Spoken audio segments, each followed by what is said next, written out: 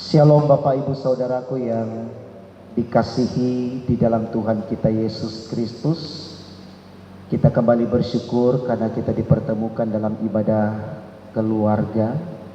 Walaupun hanya lewat tayangan video, tapi tetap kita imani ini adalah sarana yang Tuhan sediakan bagi kita untuk kita nikmati dengan syukur, karena kita tahu di mana satu dua orang berkumpul dalam nama Tuhan, di situ Tuhan ada. Amin. Bapak Ibu Saudaraku, pernahkah kita mengalami sebuah peristiwa di mana kita berada di sebuah keadaan yang hampir mencapai garis finish untuk memperoleh keberuntungan atau keberhasilan? Kalau saya boleh katakan, Bapak Ibu Saudaraku, semua manusia pernah mengalami hal itu. Yang patut kita percakapkan dalam renungan ini adalah sikap dari manusia di dalam berjuang untuk sampai pada garis finish, supaya dia bisa mendapatkan apa yang akan dia miliki nantinya. Tidak sedikit semangat yang kemudian dinyatakan oleh manusia sebagai energi untuk dia bisa mewujudkan apa yang menjadi impiannya. Karena ternyata di dalam dia berjuang untuk mendapatkan apa yang dia inginkan di waktu yang tinggal sedikit itu, ada banyak orang lain juga mengharapkan hal yang sama untuk mendapatkan apa yang diinginkan tersebut.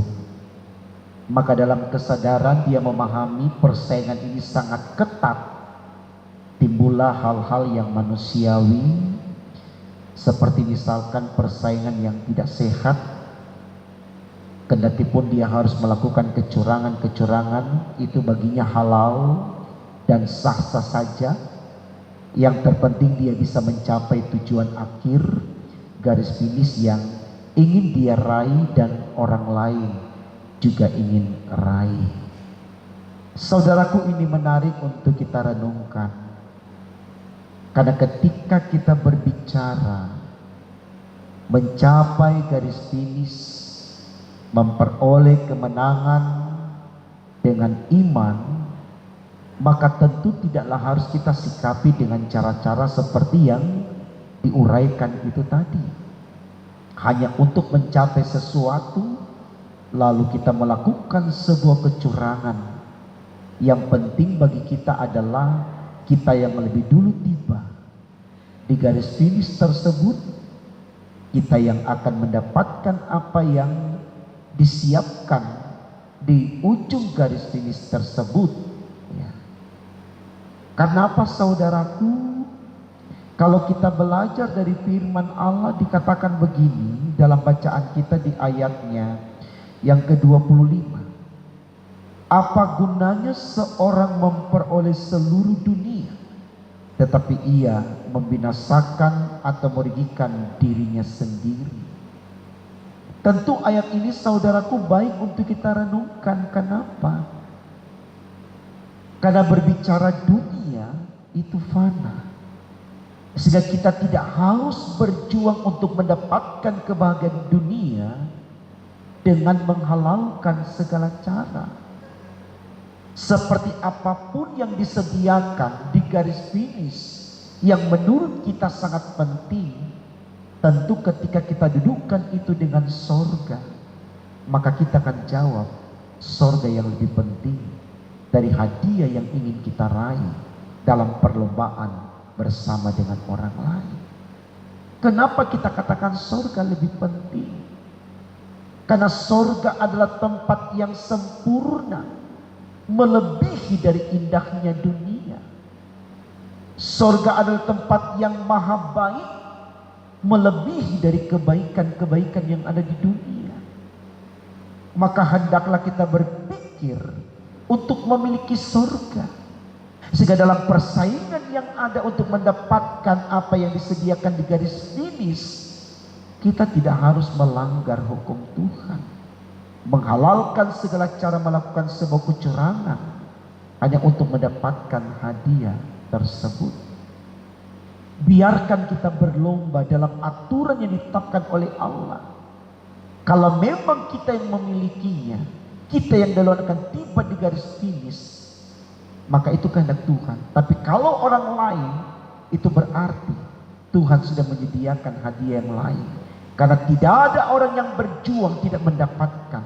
Firman Tuhan katakan, jangan diberi makan bagi orang yang tidak bekerja. Artinya, kalau kita bekerja, pasti kita mendapat makan.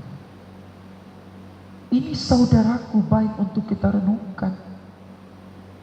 Supaya di dalam kita menuju kepada kemenangan, iman yang kita bangun, itu tema khotbah kita berkata, menuju kepada kemenangan. Tema ini disampaikan secara sinodal, mengajak semua warga GPIB untuk melangkah menuju pada kemenangan tetap dengan iman.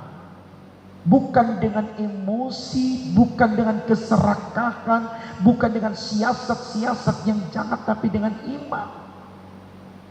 Hal ini tegas juga dikatakan di dalam bacaan kita, saudaraku. Kalau kita mempunyai iman di dalam Yesus, dalam ayat 22 dikatakan begini, 23 dikatakan begini. Katanya kepada mereka, setiap orang yang mau mengikut aku, ia harus menyangkal dirinya, memikul salibnya setiap hari dan mengikut aku. Saudaraku, ketika kita bicara garis finish secara iman, maka kita tidak lagi berbicara tentang kepentingan kita, kebutuhan kita di dunia. Itu arti dari penyangkalan diri. Betul-betul kita hanya fokus kepada kehendak Allah. Supaya ada keberanian kita menghadapi kekalahan, kita menghadapi penderitaan. Seperti poin kedua dikatakan, dia bersedia memikul salib. Itulah bentuk dari kesediaan kita untuk menerima segala konsekuensi dalam hidup, derita sekalipun. Dan ketika itu kita bisa tanggung, Bapak Ibu Saudaraku. Poin yang ketiga, dalam ayat 23 dikatakan, kita akan bisa ikut Tuhan setiap hari. Ini baik untuk kita renungkan, supaya di dalam kita bersaing, memperjuangkan apa yang kita ingin miliki dalam hidup ini, kita tidak melakukan kesalahan. Karena kita tahu, ketika kita berjalan bersama dengan Tuhan, walaupun kita bukan yang nomor satu, tapi kita akan mendapatkan yang lebih baik dari yang nomor satu, yaitu apa? Sorga. Setialah dengan imanmu, karena iman di dalam Yesus membawa kita kepada kemenangan yang kekal. Seperti Paulus berkata dalam Filipi 1 ayat 21, hidupku adalah Kristus, matiku adalah kemenangan. Itulah hadiah yang sempurna, yang paling indah untuk setiap mereka yang berjuang dalam hidupnya untuk mencapai garis finish atau kemenangan di dalam hidupnya. Tuhan memberkati saudara dan saya. Amin.